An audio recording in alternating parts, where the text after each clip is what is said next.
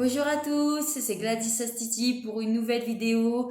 Donc pour ceux qui sont allés sur mon mur Facebook, parce que je sais que tout le monde n'y est pas allé, j'avais prévenu qu'il allait avoir une nouvelle vidéo qui allait sortir avec deux histoires d'horreur au programme. Donc là voilà. Au programme, comme je vous l'ai dit, deux histoires d'horreur. Donc il y a une histoire paranormale et une qui n'est pas une histoire paranormale, c'est juste le témoignage de quelqu'un qui a vécu quelque chose de creepy. Voilà. Si le programme vous plaît ou pas, voilà. Donc sans plus tarder, je vais commencer. Donc du coup, comme je vous disais, on va commencer par l'histoire de Vanessa. Donc Vanessa, avant de nous raconter ce qui lui est arrivé, elle a un peu elle nous a fait un peu une contextation de comment sont les choses. Donc Vanessa nous explique qu'elle habite un endroit où il y a plusieurs bâtiments en fait. Il y a plusieurs bâtiments qui sont regroupés. Voilà, je ne sais pas combien, elle n'a pas dit, mais il y a plusieurs bâtiments qui sont regroupés. En fait, il y a des bâtiments, il y a les parkings et il y a les bâtiments qui sont regroupés tous ensemble. Donc, elle nous explique que elle est arrivée dans cet appartement il y a peut-être quelques mois. Il y a environ 5 mois qu'elle est arrivée dans cet appartement. Elle nous explique qu'elle habite au rez-de-chaussée et que la fenêtre de sa chambre donne sur le parking. Vous sentez le problème arriver. Et du coup, elle va nous expliquer que depuis qu'elle est arrivée, elle a constaté la présence d'un homme qui fait le tour des bâtiments. En fait, ça lui arrive souvent, à chaque fois qu'elle sort, elle voit ce mec faire le tour des bâtiments, en fait. Au début, elle croyait que c'était un gardien, mais quand elle a parlé à sa voisine de palier, de palier lui a dit que ce n'était pas un gardien, que c'était un voisin. Et qu'il habitait et qui vivait, enfin que son appartement était dans le bâtiment qui est à côté du sien. Donc en gros, pour vous dire un peu, c'est un angle, en fait. Il y a un angle. Et il y a son bâtiment qui est dans l'angle, et après il y a deux bâtiments qui sont à côté, et apparemment l'homme en question habite le bâtiment qui est juste à côté.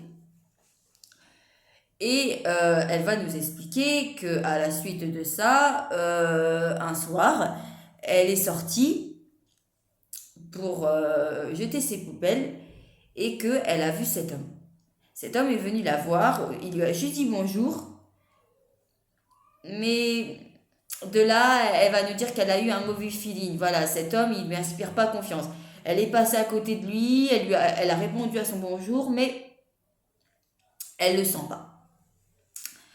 Surtout que la voisine lui a dit que Vanessa n'était pas la première à l'avoir vue marcher, faire le tour des bâtiments. Voilà, Vanessa n'est pas la première personne qu'elle a croisée là-dedans. Donc, bon.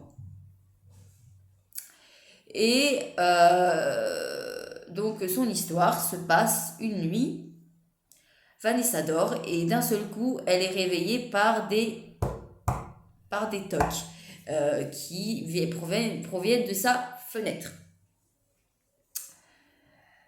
Et Vanessa va nous préciser que d'habitude, elle ferme toujours les volets de chez elle et que ce soir-là, elle a oublié. Voilà, elle veut rentrer du travail, elle était crevée et elle n'a pas pensé à fermer les volets. Donc du coup, elle se fait réveiller par ces fameux tocs. Et elle va se retourner, ce qu'elle n'aurait pas dû le faire, c'est elle-même qui le dit, et elle voit cet homme devant sa fenêtre en train d'observer en fait. Donc de là, qu'est-ce qu'elle fait? Elle prend peur. Donc elle se lève vite du lit et elle va se cacher dans la salle à manger. Mais le problème, c'est que dans la salle à manger, il y a une fenêtre aussi. Donc, du coup, elle décide de changer de cachette et elle va dans les toilettes. Parce que les toilettes est la seule pièce de l'appartement où il n'y a pas de fenêtre. Donc, du coup, elle va se cacher dans les toilettes. Et elle entend le mec continuer à... Là, il toque plus. Là, il bourrine carrément la fenêtre. Voilà, là, il bourrine, il veut à tout prix rentrer. Donc de là, elle a peur, hein, elle est paniquée, elle sait pas quoi faire. Jusqu'au moment où elle entend la fenêtre qui se brise. Elle entend la fenêtre qui se brise et elle entend le mec qui rentre. Donc du coup, là, elle prend son téléphone, elle va appeler la police. Donc la police lui dit de ne pas bouger, qu'une patrouille va arriver, mais qu'elle ne doit en aucun cas bouger et qu'elle doit rester dans la pièce où elle est, qu'elle ne bouge pas et qu'elle reste au téléphone le temps que la patrouille arrive. Après, il y a un grand silence, plus aucun bruit, jusqu'au moment où elle entend les pas du mec qui vient en direction des toilettes. Donc elle a fermé la porte, mais le mec essaye quand même d'ouvrir et il tape fort sur la porte. Et donc de là, elle lui dit qu'elle est pétrifiée. Et donc elle le dit à l'opératrice qu'elle a en ligne, elle lui dit il est là, il tape à la porte, il essaye de rentrer. Donc elle, ce qu'elle fait machinalement, c'est qu'elle a peur que les verrous sautent sous les coups du mec. Donc du coup, elle se met contre la porte comme ça et elle essaye d'empêcher que le mec rentre. Cette situation va durer environ peut-être une dizaine de minutes. Et au bout d'une quinzaine de minutes, il y a les policiers qui arrivent, donc elle entend la sirène des gens dehors. Et dès que les bruits de sirène retentissent, le mec qui essayait de rentrer, elle l'a entendu courir. Elle l'a entendu courir, mais la chance a fait que quand il est sorti de chez Vanessa, il s'est fait choper. Voilà, il s'est fait choper, il s'est fait attraper. De là, Vanessa, ben, elle va enfin pouvoir sortir. Donc elle sort. Il y a un policier qui est avec elle. Donc elle explique en gros ce qui s'est passé, que le mec a cassé la vitre de sa chambre et est rentré. Donc ils vont, le policier va constater les dégâts. Et donc de là, il lui dit qu'ils vont embarquer le mec et que dès qu'ils auront plus de nouvelles, ils la tiendront au courant. Et le lendemain, la police appelle Vanessa et lui disent que en fait ce mec il avait quelques problèmes mentaux et que on l'avait mis dans un appartement mais que sa place elle n'était pas là. Voilà. Clairement, il aurait jamais dû avoir un appartement à lui tout seul. D'ailleurs, le policier n'a pas compris comment ça se fait qu'il n'a pas été interné, parce qu'en plus d'avoir des petits... Parce qu'en fait, le mec, il est schizophrène. Donc, qu'est-ce qu'un schizophrène fait seul dans un appartement, avec des voisins, auxquels il y a des mères, des enfants. Donc, voilà. Donc, le mec chelou, elle l'a plus jamais revu parce qu'il est en hôpital psychiatrique. Et depuis, ben voilà, donc elle a eu un bon trauma quand même. Elle nous dit qu'elle a bien été traumatisée, mais qu'elle va s'en remettre. Voilà pour la première histoire de Vanessa. Maintenant, la deuxième histoire, c'est une histoire paranormale qui se passe dans un... En fait, c'est une histoire qui a pas mal d'années. En fait, c'est l'histoire de Adeline. Adeline va nous raconter ce qui lui est arrivé quand elle était en internat. En fait, cette fille, elle a été en internat, c'était à l'époque, son lycée était beaucoup trop loin de chez elle. Donc du coup, elle était obligée de passer la semaine là-bas, en internat. Elle va nous dire que elle est arrivée dans une chambre. Elle était toute seule dans cette chambre, hein, parce que les chambres sont seules. Et elle va nous dire que les premiers temps, ça se passait bien. et que peut-être au bout d'un mois,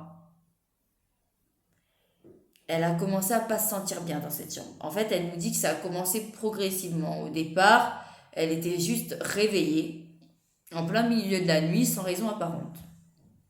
Sans raison apparente, elle ouvrait les yeux à 3 heures du matin d'ailleurs, tous les jours, à 3 heures du matin, toutes les nuits, elle se réveillait. Elle comprenait pas pourquoi, c'était comme ça.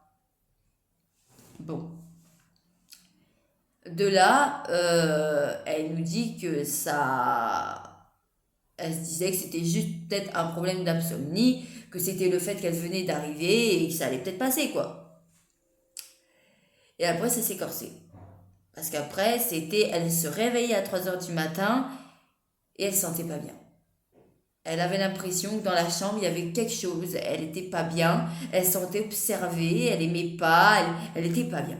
Voilà, elle n'est pas rentrée dans les détails, mais c'était pas, c'était pas top. C'est ce qu'elle est en train de nous expliquer. Et ensuite, elle a commencé à sentir une présence dans sa chambre, en fait.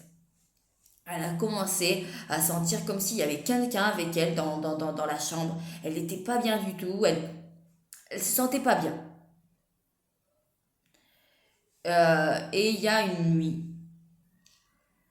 où elle va être réveillée parce qu'elle va avoir l'impression que quelqu'un a pris le bord de son lit et l'a secoué. Donc elle va nous expliquer que ce soir-là, elle est sortie en panique de sa chambre. Le veilleur de nuit qui était là a rien compris de ce qui se passait. Elle était chamboulée. Elle savait pas trop comment lui expliquer la chose. Donc elle a tenté de lui dire. Mais bon, quand elle est arrivée, quand le veilleur de nuit est rentré dans la chambre d'Adeline, il a rien vu. Donc du coup, à partir de là,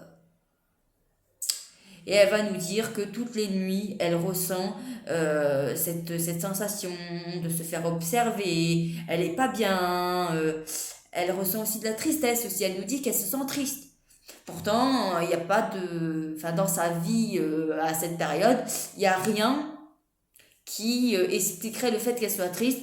Pourtant, dans cette chambre, elle ressent de mal-être. Elle n'est pas bien. Elle est triste. Voilà. Et un soir, elle va se réveiller parce qu'elle entend un cri. En fait, elle va se réveiller en entendant un cri. Donc, elle ne pourra pas vraiment nous expliquer ce que c'était. Tout ce qu'elle sait, c'est que c'était le cri d'une fille. Voilà, ça, elle le dit, que c'était un cri féminin, mais savoir quelle était l'intonation du cri, elle ne sait pas.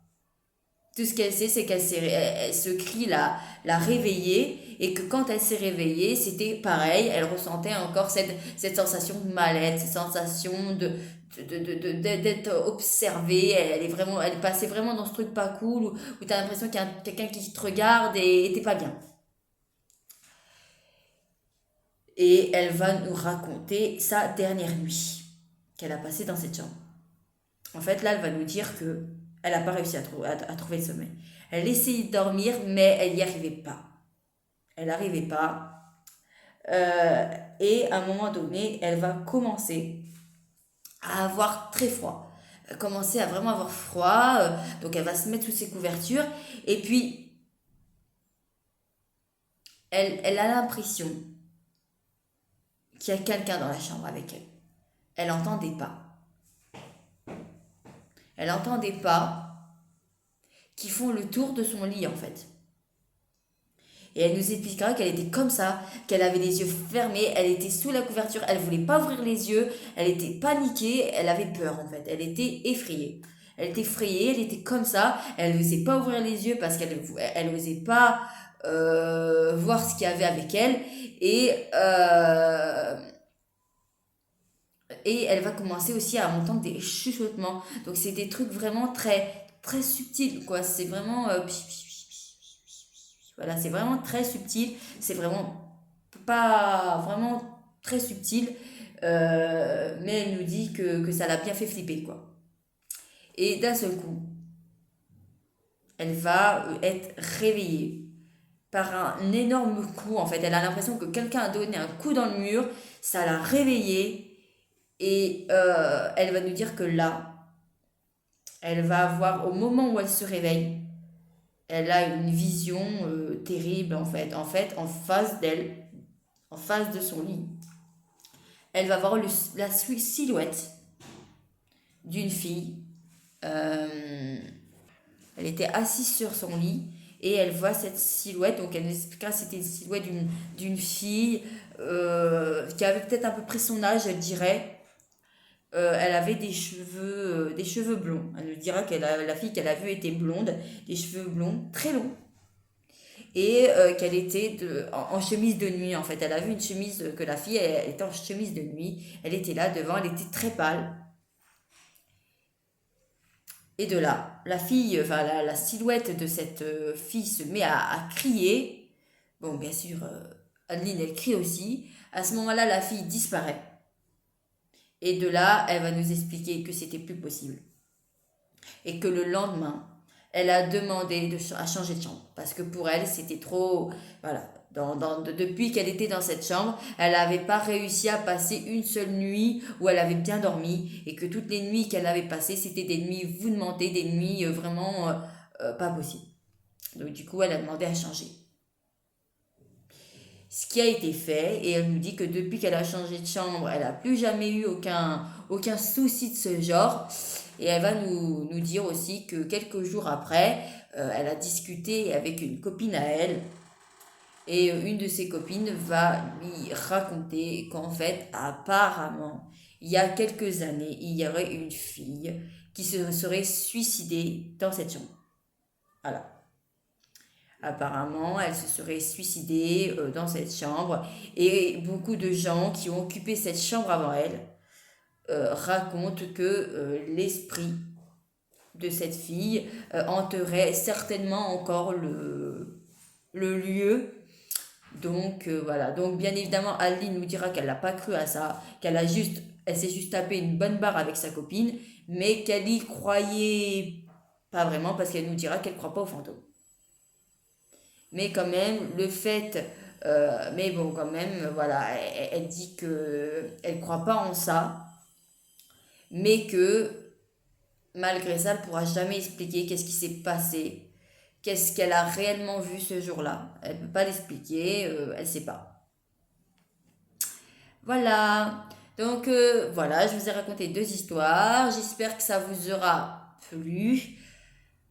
J'espère que ça vous aura plu. Bon, pour Halloween, je vais tenter de faire quelque chose. Donc, je sais pas encore ce que je vais faire pour Halloween. Je vais tenter et je vous dirai. Voilà. Bon, ben, sur ce, je vais vous laisser et je vous dis à très bientôt pour une nouvelle vidéo. Au revoir.